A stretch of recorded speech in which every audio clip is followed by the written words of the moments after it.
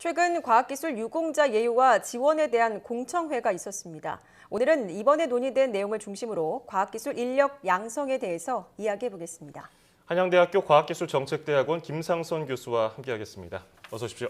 안녕하세요. 안녕하세요. 이번 공청회에서 과학기술 유공자 문제를 다루게 된 이유가 있을까요? 지난 2015년인가요? 15년 12월 달에 과학기술 유공자 예우 및 지원에 관한 법률이 제정이 됐거든요.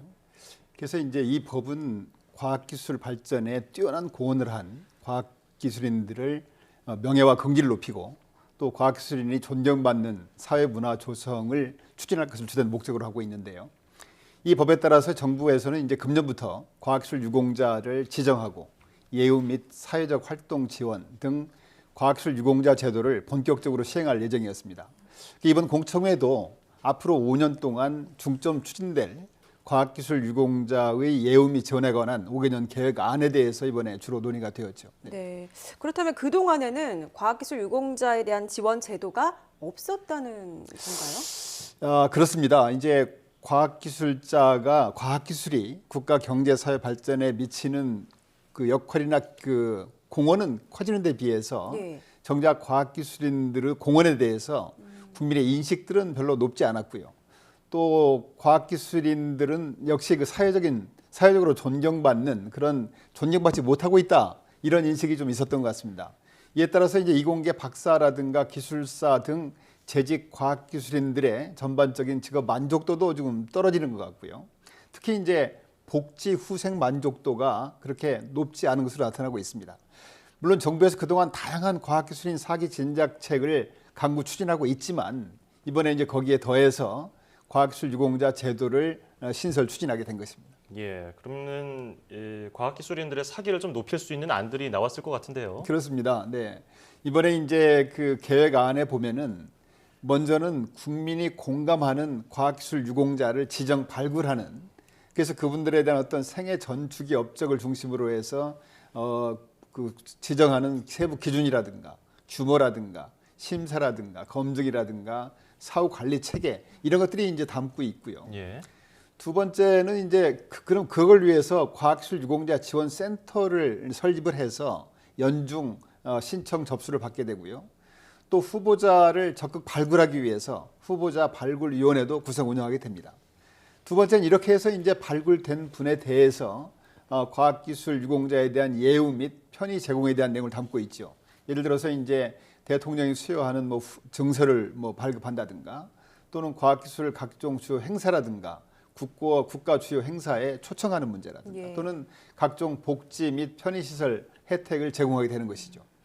세 번째는 그 선정된 과학기술 유공자가 지속적으로 역량을 발휘할 수 있는 그런 활동을 지원할 수 있는 내용들이 포함되어 있는데요. 예. 예를 들어서 뭐 정년 후에도 연구 개발에 계속 참여할 수 있는 기회를 제공해 드린다든가 또는 국가 연구 개발 과제의 기획 평가 또는 자문위원으로 활동하게 해드린다든가 또 요새 이제 개도국 관련해서 국제협력 그 기회가 많아지거든요. 그래서 이분들이 이제 그런 데 참여함으로 해서 민간 외교에 기여할 수 있게 해드린다든가 또는 뭐 중소벤처기업 자문 또 교육 강연 또 저술 번역 활동 이런 어떤 다양한 활동을 할 수 있도록 지원해 드리고요.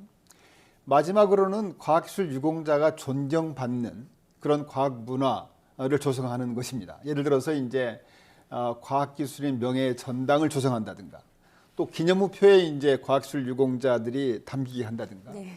또는 뭐 거리, 공원 이런데 그 과학기술 유공자 이름을 붙여서 그런 존경받는 과학 문화 풍토 조성에 기여하고자 생각하고 있는 것입니다. 네. 그럼 이런 계획들이 어떤 절차를 거쳐서 확정이 되고 또 시행이 되게 될까요? 이번에 이제 공청회에서 폭넓게 의견을 수렴하고요.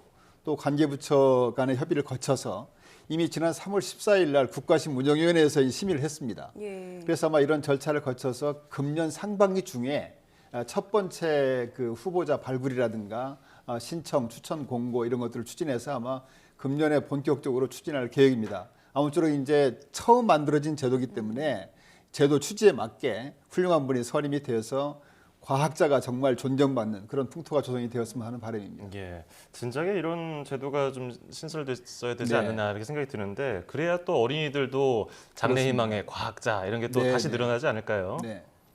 그래서 이제 사실 우리나라가 그 최빈국이었지 않습니까? 66년도 키스트가 만들릴 때만 해도 그냥 빈국이 아니라 최빈국이었거든요, 사실은. 그 최빈국 상태에서 오늘날 10대 교역국으로 성장하기까지에는 뭐 여러 가지 원인이 있겠지만은 과학기술의 역할을 부인할 수가 없죠. 또 특히 이제 최근에 와서는 과학기술이 어떤 제조업 경쟁력 외에도 국가안보라든가 정치 외교라든가 문화 예술 체육 이런 여러 분야에 또 삶의 질 향상이라든가 사회 문제 해결에 그 과학기술이 그 역할을 해주기를 지금 요구받고 있습니다. 그런데 결국은 과학기술인들의 양어깨에 달려 있지 않습니까? 예. 그래서 앞에서 말씀드린 것처럼 우리가 이제 지금까지 과학기술이었다면은 앞으로 대한민국의 미래도 과학기술에 달려 있고 결국 과학기술인 어깨에 달려 있기 때문에 뭐 과학기술이 중요하지 않습니까? 근데 이걸 어떻게 해야 되느냐? 지금 말씀하신 것처럼 자라는 꿈나무들이 과학자를 향한 꿈을 꾸게 되고 이런 청소년들이 세계적으로 저명한 훌륭한 과학자가 될 수 있도록 키워주고요. 그 아이들이 이제 대한민국이 과학기술 강국으로 가는데 견인하는 주인공이 되어야 된다고 생각이 됩니다. 이를 위해서 무엇보다도 과학기술인이 존경받는 그 과학 문화 풍토 조성이 중요한데요. 우리 청소년들이 훌륭한 과학기술 유공자의 모습 속에서 자신의 미래 모습을 발견할 수 있어야 된다고 보는데요. 바로 이런 취지에서 아마 이번에 과학기술 유공자 예우 및 지원 이런 사업이 중요하지 않나 생각이 듭니다. 예, 과학기술의 역할이 중요하다고 또 말씀을 해주셨는데 그렇다면 앞으로 이제 과학기술인 육성 지원을 위해서 어떤 점을 좀 각별히 유념하면 좋을까요? 사실 이 과학기술 인재 육성에 대해서 특별한 어떤 단박약이 있는 건 아닌 것 같습니다. 예. 이 생애 전 주기에 걸친 대책이 필요한데요.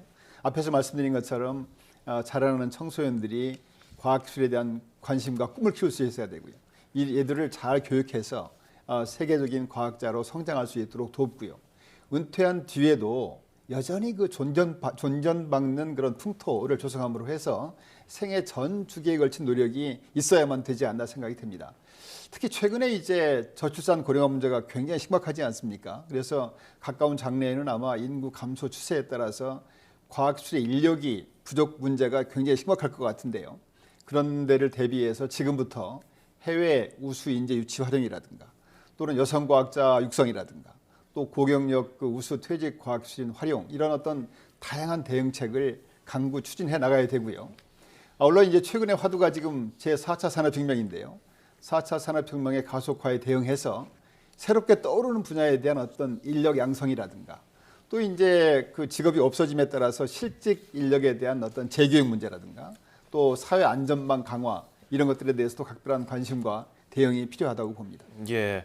자, 오늘은 올해 신설된 과학자 기술 유공자 예우 및 지원 계획에 대해서 알아봤습니다. 지금까지 한양대학교 김상선 교수와 함께했습니다. 오늘 고맙습니다. 감사합니다. 고맙습니다.